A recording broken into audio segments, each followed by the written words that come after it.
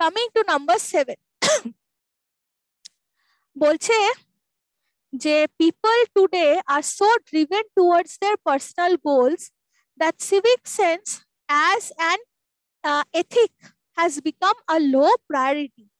Okay, almost nuisance.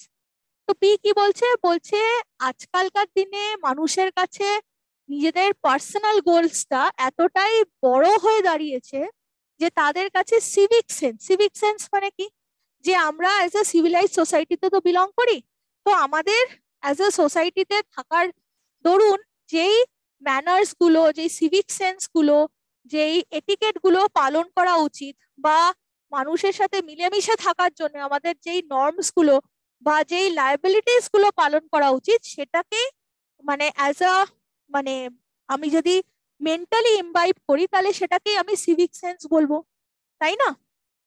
the sense of being civilized or being civic, isn't it?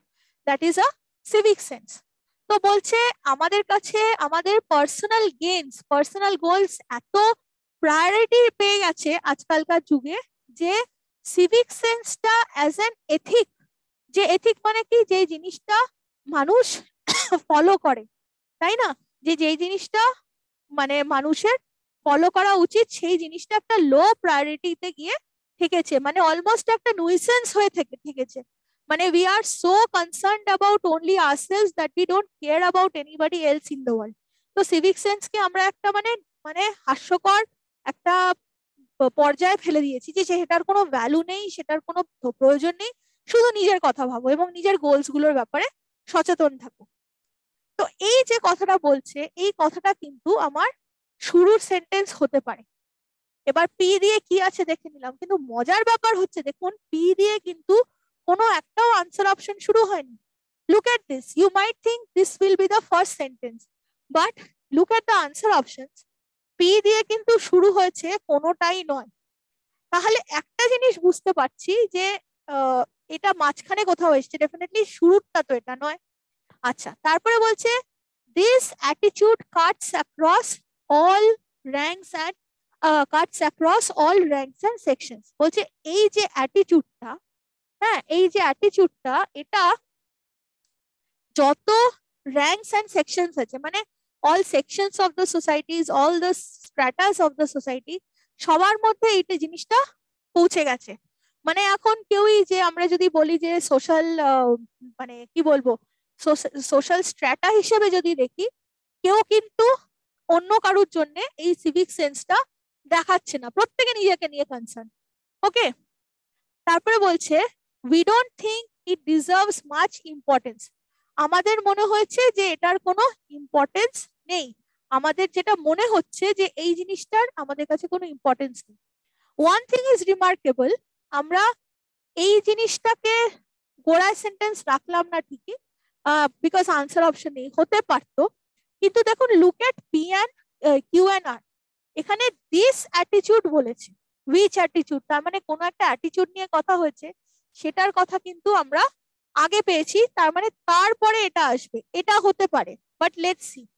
আর এটাও বলছে যে ইট deserves মানে হয়তো সিভিক সেন্স নিয়েই কথা হয়েছে, সেইটা মানে আমাদের মনে হয় যে সেটা অত ইম্পর্টেন্স ডিজার্ভ করে না। তো এইটাও কিন্তু পরের সেন্টেন্স, আগের সেন্টেন্স নয়। আর এস কি বলছে, এস বলছে civic sense or rather the lack of it has been widely discussed and somehow it is an undisputed fact that we Indians don't seem to care much for it. This is the first one. Okay, because আমরা QR দেখে নিয়েছি, QR এর কোনোটাই first না, মনে হয়েছিল এটা first, তাহলে যদি এটা ফার্স্ট না হয়, এটা ফার্স্ট না হয়, তাহলে অবভিয়াসলি, আর এখানেও সিভিক সেন্স নিয়ে কিন্তু অনেক কথা বলছে, একটা সিভিক সেন্স সম্বন্ধেই কথা বলছে, ঠিক আছে, তাহলে এটাকেই আমরা ফার্স্ট ধরবো। আর অপশন কি আছে, এস দিয়ে ফার্স্ট, এইটা আছে, ঠিক আছে, তার মানে এস দিয়ে শুরু হলো, মাঝখানে ওই কিউআর কোথাও ঢুকে গেছে, আবার পিটা দিয়ে কনক্লুডেড হলো। তাহলে এরকম ভাবে আমরা বুঝতে পারি যে মানে ইন্ট্রোডাক্টরি সেন্টেন্স যেটা থাকে সেইটা যদি আমরা ধরে ফেলতে পারি একবার, তাহলেও কিন্তু আমাদের খুব সুবিধা হয় এই অ্যারেঞ্জমেন্ট গুলো বোঝার ক্ষেত্রে।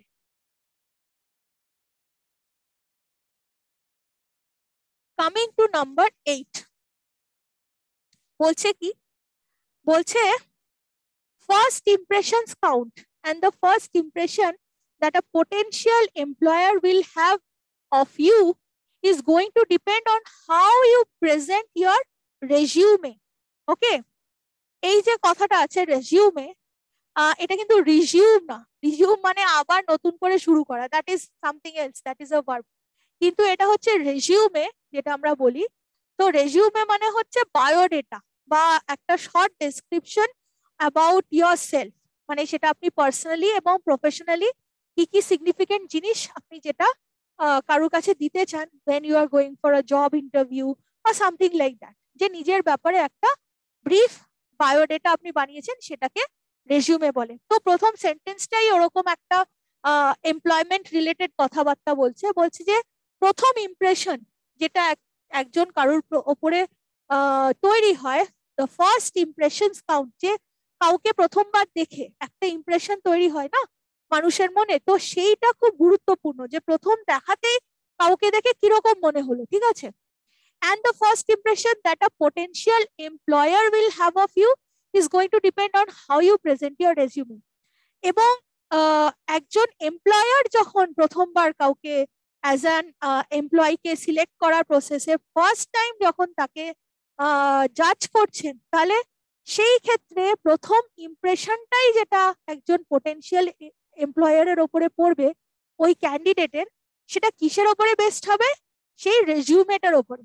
বিকজ ক্যান্ডিডেটের ক্যারিয়ার গ্রাফ, তার কি কি সে পড়াশোনা করেছে কি না করেছে, সে কতটা যোগ্যতা রাখে, তাই না, সেই জিনিসগুলো তো সব ওখানে ব্রিফ করা আছে, তাই না।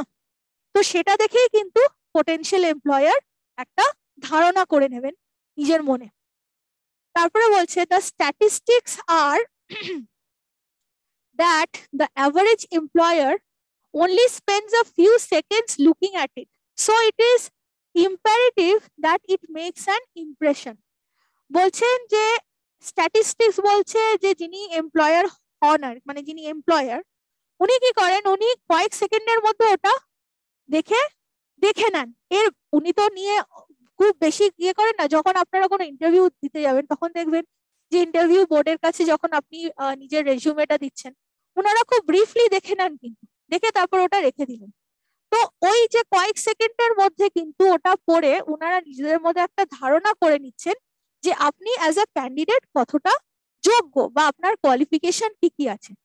তাহলে সেই কথাটাই এখানে বলেছে যে সেখান থেকেই ওই ফার্স্ট ইমপ্রেশনটাও কিন্তু বিল্ড আপ হয়, সেটা এই কয়েক সেকেন্ডের ওই চোখ বুলিয়ে নেওয়ার মাধ্যমে রেজিউমেটা। তারপরে বলছে nobody can ever under estimate how important it is to have a good resume.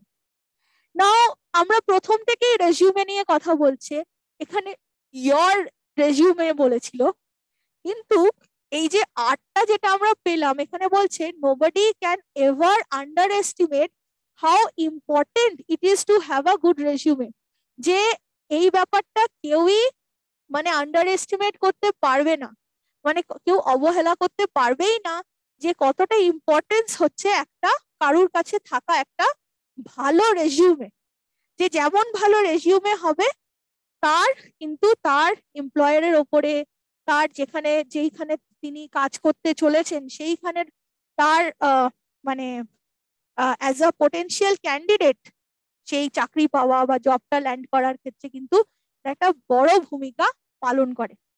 তো এই যে good resume, how important it is to have a good resume, এই ব্যাপারটা কিন্তু আমার মনে হচ্ছে যে এইটারও আগে হবে, কেননা এটা জেনারেলাইজড ওয়েতে বলছে যে গুরুত্ব একটা ভালো রেজিউমে থাকা।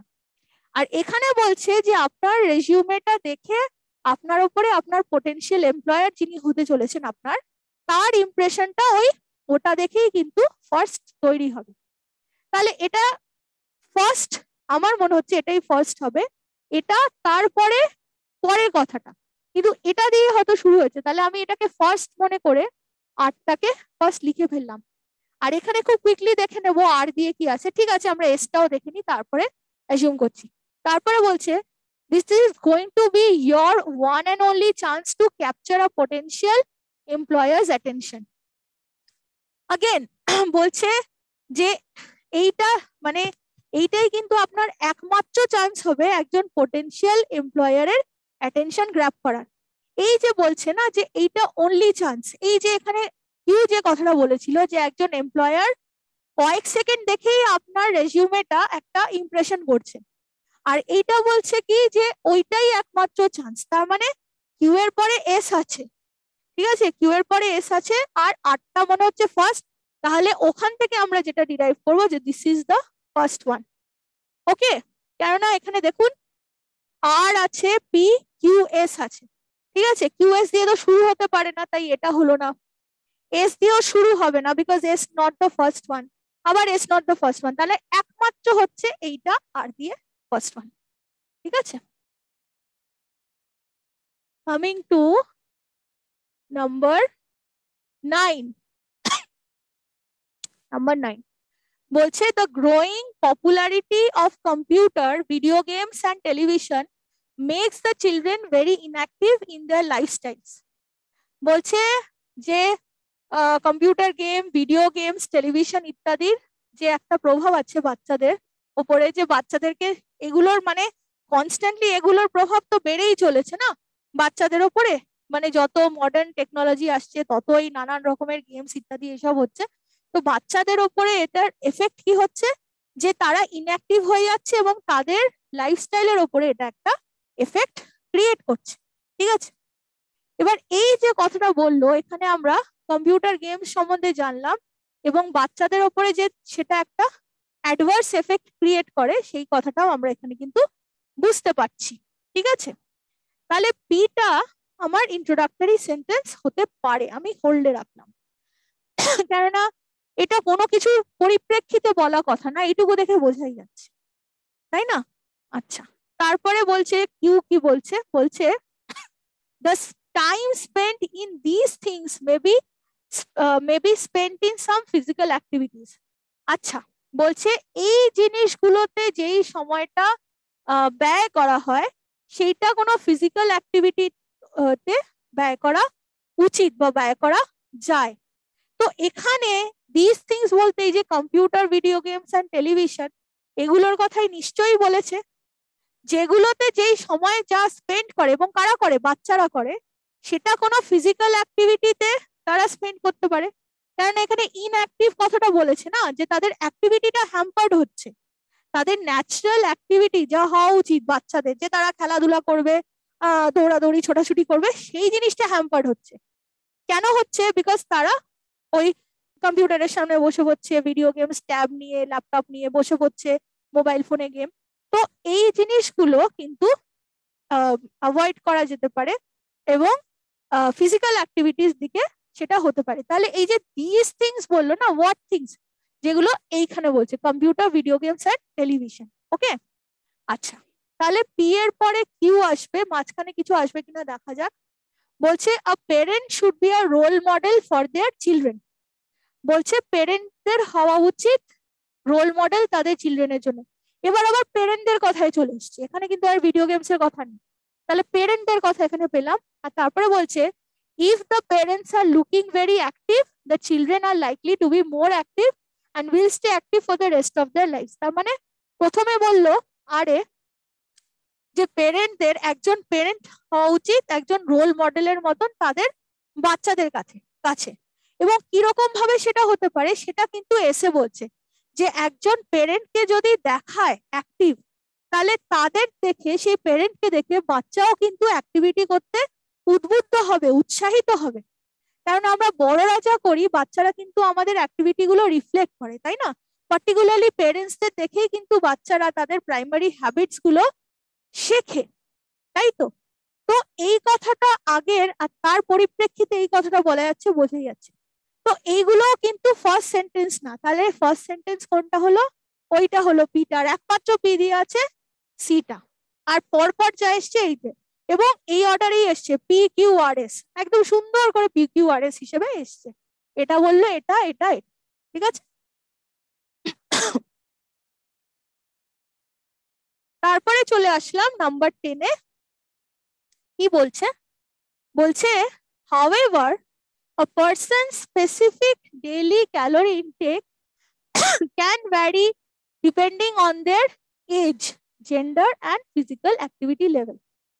সেন্টেন্সে বলছে however দিয়ে শুরু হচ্ছে, তো however দিয়ে তো শুরু হবে না, আগেই বলেছি কোনো কানেক্টর দিয়ে তো শুরু হবে না, নিশ্চয়ই এর আগে কোনো কথা হয়েছে তার পরিপ্রেক্ষিতে however কথাটা বলছে, মানে একটা কথা হয়েছে কিন্তু তৎসত্ত্বেও বা তা সত্ত্বেও however বলে, ঠিক আছে, বা nevertheless বলে আমরা যদি কিছু বলি সেরকমই however হয়, nevertheless এর মতন। কনজাংশন খুব ইম্পর্টেন্ট, এই however টা nevertheless, এগুলো দুটো কন্ট্রাস্টিং জিনিসকে কানেক্ট করে ঠিকই, তো একটা হওয়া সত্ত্বেও যদি আরেকটা হয় তো আমরা অনেক সময় however, nevertheless বা nevertheless এরকম কিছু টিপিক্যাল কনজাংশন ইউজ করি, it is one of them. আর কি বলছে, a person's specific daily calorie intake, এখানে একজন মানুষের স্পেসিফিক ডেইলি ক্যালোরি ইনটেক নিয়ে কিছু কথাবার্তা হচ্ছে, আর সেটা ডিপেন্ড করছে কিসের উপর বলছে, তার age, gender, physical level, physical activity level, এগুলোর উপরে। তাহলে ক্যালোরি ইনটেক নিয়ে একটা কিন্তু আমরা কথা পেলাম, and this is definitely not the introductory sentence. তারপরে কিউটা বলছে the average person needs to eat about 2000 calories every day to maintain their weight, ঠিক আছে?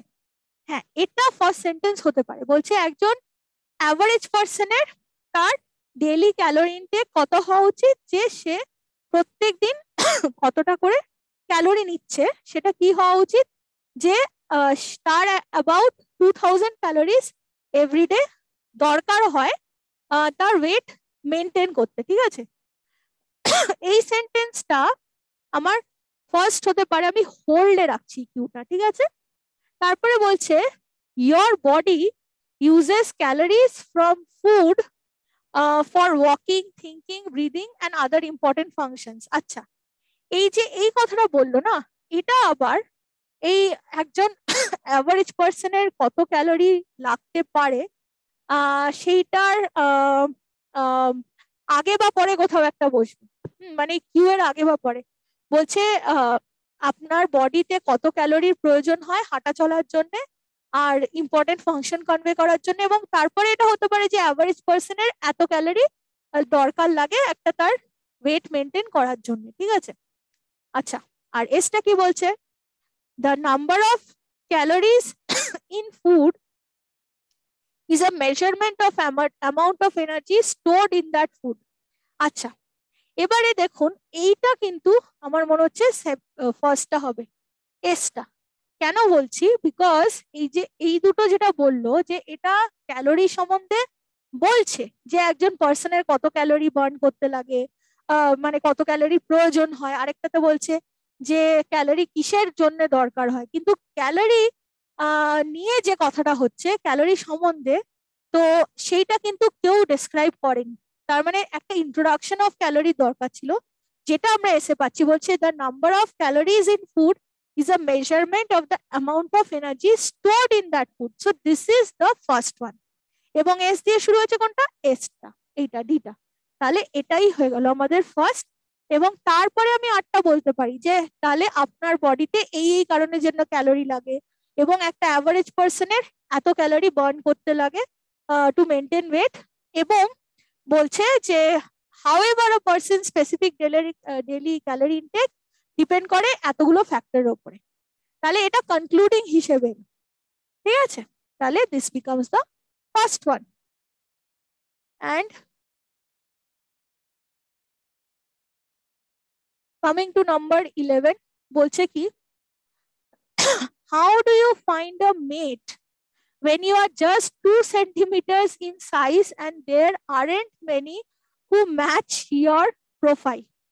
আচ্ছা, বলছে এখানে কোনো একটি প্রাণীকে নিয়ে কথা হচ্ছে, সেটা বোঝাই যাচ্ছে, যে বলছে কি করে আপনি আপনার সঙ্গী খুঁজে পেতে পারেন যখন আপনার সাইজ হচ্ছে 2 সেন্টিমিটার এবং এমন বেশি লোক মানে জনও নেই আশেপাশে যারা কিনা আপনার প্রোফাইল ম্যাচ করতে পারে। এবার 2 সেন্টিমিটার কার সাইজ হয়? মানুষের সাইজ তো হয় না। 2 সেন্টিমিটার মানে আমরা ডেফিনেটলি কোনো ছোট প্রাণীকে নিয়ে আলোচনা করছি, পসিবলি অ্যান ইনসেক্ট, 2 সেন্টিমিটার মানে কত? খুবই কম, এইটুকুনি। তো বার্ডও তো অত ছোট হয় না, পৃথিবীর সব থেকে ছোট বার্ড বি হামিং বার্ড, সেটাও ওর থেকে সাইজে বড়ই হয়, তাই না? সো 2 সেন্টিমিটার্স মানে হচ্ছে we are definitely talking about finding a mate for an insect. Now which insect is that? Let us find out. তো এই যে সেন্টেন্সটা শুরু হলো, আমার এটা কিন্তু একটা ইন্ট্রোডাক্টরি সেন্টেন্স হতেই পারে। আমি ডাইরেক্টলি যেই জিনিসটাকে নিয়ে কথা বলছি স্পেসিফিক্যালি বুঝতেই পারছি এটা কোনো ইনসেক্টকে নিয়ে কথা হচ্ছে, কিন্তু সেইটার কোনো উল্লেখ কিন্তু আমরা ডাইরেক্টলি পাচ্ছি না, but it can act good as an introduction to that প্রাণী আর কি, ঠিক আছে? সেটা আমরা দেখবো। তো আমরা পিটাকে হোল্ডে রাখছি অ্যাজ দ্য ফার্স্ট ওয়ান, ওকে? তারপরে বলছে যে now scientists have discovered that the loudspeakers they make are almost maximally optimized for the purpose at hand. সেটা কি? Transform any given leaf into the best amplifier it could be. আচ্ছা, বলছে সায়েন্টিস্টরা এখন discover করেছে যে যে লাউডস্পিকাররা তারা বানায়, এই যে দে মেক, হু আর দে? নিশ্চয়ই ওই 2 সেন্টিমিটারের ইনসেক্টটাকে নিয়েই কথা হচ্ছে, এবং দ্য লাউডস্পিকার, ঠিক আছে? দ্য লাউডস্পিকার বলেছে। নাও হুইচ লাউডস্পিকার? কোনো লাউডস্পিকারের কথা তো এর আগে আসেনি, তার মানে একটা লাউডস্পিকার তারা বানায় এবং লিফের সাহায্যে বানায়, যেটা একটা অ্যাম্পলিফায়ারের কাজ করে। অ্যাম্পলিফায়ার মানে কি? অ্যাম্পলিফায়ার দেখবেন যে কোনো মিউজিক্যাল ইনস্ট্রুমেন্টে অ্যাম্পলিফায়ার থাকে, মানে মিউজিকের ইন্টেন্সিটিটাকে বাড়িয়ে দেয়, তাই না? তো দ্যাট ইজ অ্যান অ্যাম্পলিফায়ার, মানে অ্যাম্পলিফাই করে দেয়, বাড়িয়ে তোলে। তো অ্যাম্পলিফায়ার মানে ভলিউমটা বাড়িয়ে দেবে আর কি। তো সেটা লিভ দিয়ে আবার তারা তৈরি করে, ওকে? কিন্তু এই যে বলছে দ্য লাউডস্পিকার দে মে, তো লাউডস্পিকারটা কথা নিশ্চয়ই আগে কোথাও হয়েছে, ফার্স্ট টাইম তো হচ্ছে না, তাহলে দ্য লাউডস্পিকার বলতো না, ঠিক আছে? আর কি বলছে? But the tiny tree crickets, okay fine, so we are talking about tiny tree crickets, ঠিক আছে? ক্রিকেটস হচ্ছে ঝিঝি পোকা, যারা ঝিঝি করে ডাকে, এবং ট্রি ক্রিকেটস বলছে তাদের নিয়ে কথা হচ্ছে, এতক্ষণে বোঝা গেল। But the tiny tree crickets have taken this step a step further. They amplify their mating calls using loudspeakers that they themselves build using leaves. এইখানে লাউডস্পিকারের কথা বলা হচ্ছে যে তারা তাদের মেটিং কল মানে হচ্ছে যেই ডাকটা তারা ডাকে তাদের পসিবল মেটকে অ্যাট্রাক্ট করার জন্য, সঙ্গী সাথী মানে তাদের যারা মেটস হবে তাদেরকে অ্যাট্রাক্ট করার জন্য সে যেরকম ভাবে ডাকে আর কি। তো সেই অত ছোট প্রাণী, এবার তার আওয়াজটা যাতে অনেক দূর অব্দি পৌঁছায় বা তার স্পিসিস এর মেটের কাছে পৌঁছায়, সেটার জন্য তার ভলিউমটা অ্যাম্পলিফাই করার জন্য তারা আবার একটা নিজেরাই লাউড স্পিকার তৈরি করে, সেটা হয় লিভ দিয়ে, সেটা আমাদের এখানে বলছে। সো এইখানে কিন্তু আমি লাউড স্পিকারের কথা পেলাম, তাহলে আর এর পরে কিউ, কেননা দ্য লাউড স্পিকারের কথা তারপরে এলো, তাহলে আগে আর তারপরে কিউ, ঠিক আছে? আর বলছে an old trick is to draw attention to oneself by creating a lot of noise. ওকে, বলছে একটা পুরনো ট্রিক যেটা নিজের দিকে অ্যাট্রাক্ট করার জন্য কাউকে, সেটা হচ্ছে অনেক আওয়াজ করা, ঠিক আছে? কারোর অ্যাটেনশন চাই তো খুব আওয়াজ টাওয়াজ করে সেটা করা। তো প্রথমে যে সেন্টেন্সটা এসেছিল যেটা দেখে মনে হচ্ছিল শুরু হতে পারে, সেটার পরেই এটা আসতে পারে যে যখন কারোর সাইজ এত ছোট, সে আবার কি করে একটা মেট খুঁজে পাবে যখন সেরকম অনেক মেট অ্যাভেলেবেলও নেই? তাহলে সেটার জন্য একটা ওল্ড ট্রিক কি হতে পারে? To draw attention to oneself by creating a lot of noise. তার মানে পি এর পরে এস এলো, তারপরে বললো যে এই যে টাইনি ট্রি ক্রিকেট গুলো সেই নয়েজটা কি করে তৈরি করে বা তাদের আওয়াজটা আরো কি করে বাড়িয়ে দেয়, কিভাবে তারা লাউড স্পিকার তৈরি করে। আর লাউড স্পিকার কি করে সেটা তারপরে কিউতে বলেছে, ঠিক আছে? যে ম্যাক্সিমাম মানে তারা ওটাতে অ্যাম্পলিফাই করে সাউন্ডটা। তাহলে আমাদের আনসার কি হলো? PS R Q. কোনটা? এই যে PS R Q, first one is the answer. Okay, next one, number 12 কি বলছে? The list also includes antibiotics and disinfectants. এখানে একটা লিস্টের কথা বলছে, কিন্তু শুরুতেই আমি পড়বো পুরোটা, কিন্তু দেখা যাচ্ছে বলছে দ্য লিস্ট। কোন লিস্ট? যখনই এরকম কোনো একটা কমন নাউন নিয়ে কথা হবে, তার আগেই যেই আপনারা দেখবেন যে একটা কমন নাউন অথবা একটা মেটেরিয়াল নাউন অথবা একটা অ্যাবস্ট্রাক্ট নাউন নিয়ে কথা হচ্ছে, যেটার আগে একটা দ্য বসিয়ে দিয়ে স্পেসিফিক কোনো একটা সেইটা নিয়ে আলোচনা হচ্ছে, তাহলে বুঝবেন সেটার উল্লেখ কিন্তু আগে কোথাও একটা হয়েছে। So this is not the first time that we are talking about the list. প্রথমেই বুঝে গেছি। The list also includes antibiotic, এবং অলসো ইনক্লুডস বলছে, তার মানে লিস্টে বেসিক্যালি যা ইনক্লুড করা হয় সেটা ছাড়াও আর কি ইনক্লুড করা হয়, তার মানে ডেফিনেটলি এই লিস্টের কথা আগে কোথাও একটা হয়ে গেছে। Also includes antibiotics and disinfectants, the use of which can stave off. Stave off এর মানে কি? এই যে স্টেভ অফ বলেছে, স্টেভ অফ মানে হচ্ছে দূরে সরিয়ে দেওয়া বা একদম নিশ্চিহ্ন করে দেওয়া বা একদম রিজেক্ট করে দেওয়া বা একদম হটা দেনা, হিন্দিতে যেটা বলে, ঠিক আছে, একদম দূর করে দেওয়া, which can stave off killers like sepsis and meningitis. ওকে, তার মানে বলছে যে এই লিস্টে এমন কিছু আরো জিনিস ইনক্লুডেড আছে, যার মধ্যে কি কি আছে? আরো জিনিস ইনক্লুডেড এর মধ্যে আছে অ্যান্টিবায়োটিক্স আর ডিসইনফেক্টেন্টস, যেগুলোর ব্যবহারের ফলে কি হবে, এই যে দুটো ভয়ঙ্কর একদম মারাত্মক অসুখ, হ্যাঁ, সেপসিস অ্যান্ড মেনিনজাইটিস, এইগুলোকে দূরে সরিয়ে রাখা সম্ভব হবে। ঠিক আছে, আচ্ছা, তারপরে কি বলছে? The 10 critical products that hospitals must stock to save newborns include a piece of cloth to keep a baby warm and close to the mother to encourage breastfeeding. Okay, এইখানে আমরা প্রথম দেখতে পাচ্ছি যে 10টা বলা হচ্ছে যে 10টা প্রোডাক্ট যেটা হসপিটালস এর মজুদ রাখা উচিত। মাস্ট স্টক মানে হচ্ছে যেটা হসপিটালের কাছে মজুদ থাকা উচিত, টু সেভ নিউ বর্নস, যাতে একদম সদ্যজাতদেরকে বাঁচানো যেতে পারে।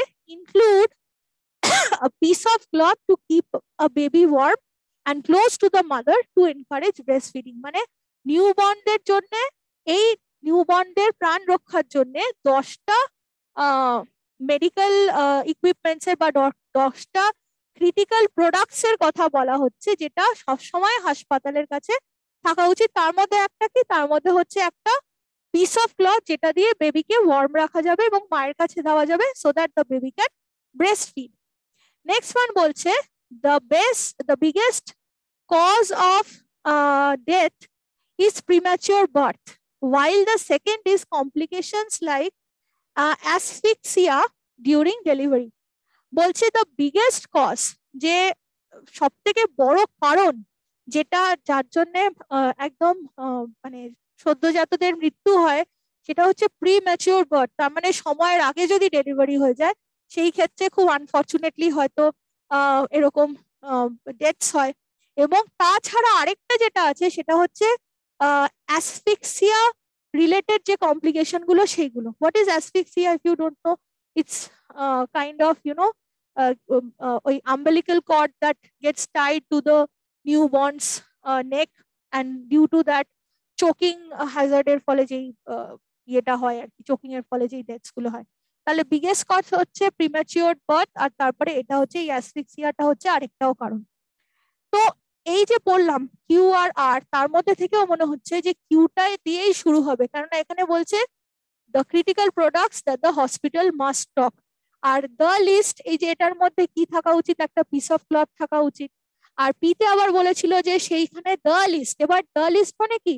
এই ক্রিটিক্যাল প্রোডাক্টের লিস্ট নিয়েই হয়তো কথা হচ্ছে, যে তার মধ্যে আরো কি কি থাকে, অ্যান্টিবায়োটিক্স থাকে, ডিসইনফেক্টেন্ট থাকে, ঠিক আছে, তো সেটা এই 10টার মধ্যে এগুলোও থাকবে।